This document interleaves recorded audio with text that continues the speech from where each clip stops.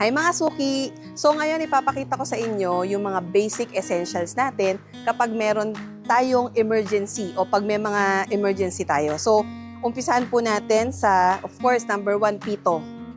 So dapat importante sa atin na may pito para kung sakaling matrap tayo or whatever happens, kailangan meron tayong pangtawag sa emergency. Alagay. Number 2 is itong flashlight with pito din. Meron tayong flashlight. Paano ba ito? Ayan. So, flashlight. So, meron ding, actually, iba't ibang klase to ng flashlight. At rechargeable din to. So, ito pag emergency. Ayan. Meron ding panggilid. Meron ding pito.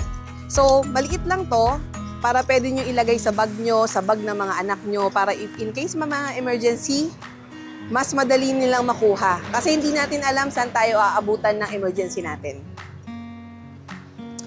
Number 1, ito hindi lang to pang bagyo, pang lindol.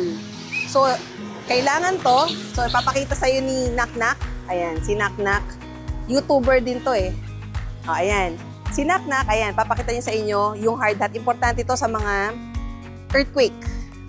Pag may mga earthquake, importante na meron tayong hard hat. At ang kukunin nating hard hat, syempre, yung, anong tawag dito? Yung quality, tsaka yung hard hat na ano talaga, na matibay talaga.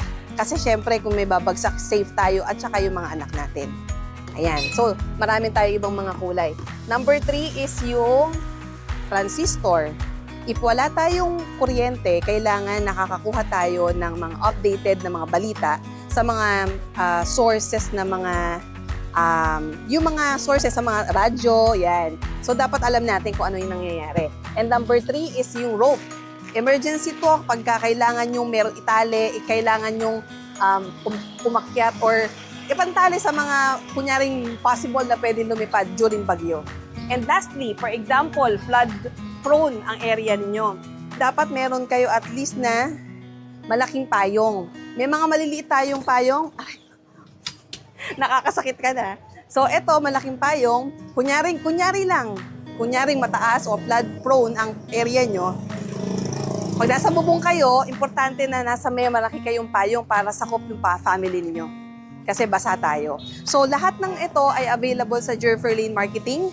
So, wag po nating antayin yung bagyo. Kailangan, bago pa ang bagyo, bago pa ang emergency, kailangan ihanda na natin ang mga kailangan natin at ilagay natin sa bahay natin. So, we're here in Jerferlane Marketing sa Kalentong po. PM po kayo sa Facebook namin sa lahat po ng tanong at marami pa kaming ibang pwedeng mai-offer dito. Thank you po!